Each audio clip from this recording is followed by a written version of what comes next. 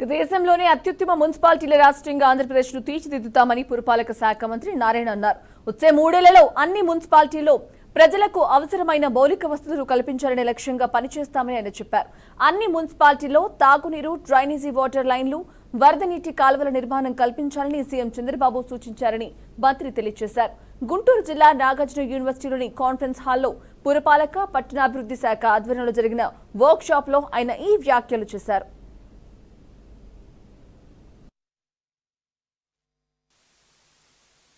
ఈరోజు నాగార్జున యూనివర్సిటీ యొక్క ఆడిటోరియంలో మున్సిపల్ శాఖకు సంబంధించిన కమిషనర్లు, అదేవిధంగా మున్సిపల్ శాఖకు సంబంధించిన అనేక మంది సిఈలు, ఎస్సీలు, ఈలు, డిఈలు, ఏఈలతో వర్క్షాప్ జరుగుతుంది.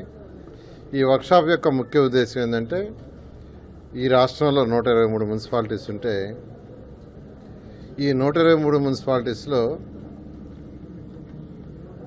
డ్రింకింగ్ వాటర్, స్వచ్ఛమైన డ్రింకింగ్ వాటర్ ప్రతి ఒక్కరికి 135 లీటర్లు ఉండేటట్టుగా ప్రతిరోజు, అదేవిధంగా యూజ్ చేసిన వాటర్ని ట్రీట్ చేసి బయటికి పంపించాలనే యొక్క ఇది, అదేవిధంగా రోడ్స్, అదేవిధంగా లైట్స్, అదేవిధంగా సాలిడ్ వేస్ట్, ఏదైతే మన ఇళ్ళ నుంచి వచ్చే డ్రై వేస్ట్, వెట్ వేస్ట్ ఉందో దాన్ని బయటికి పంపించడం అన్నీ డైవర్ట్ చేశారు.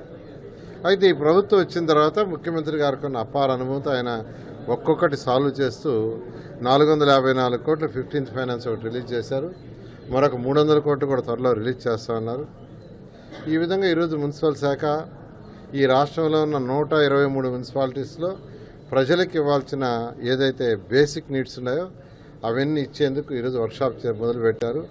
ఆ వర్క్షాప్ చక్కగా చేస్తున్నారు. వాళ్ళందరినీ ప్రత్యేకంగా అభినందిస్తున్నాను. ఓకే.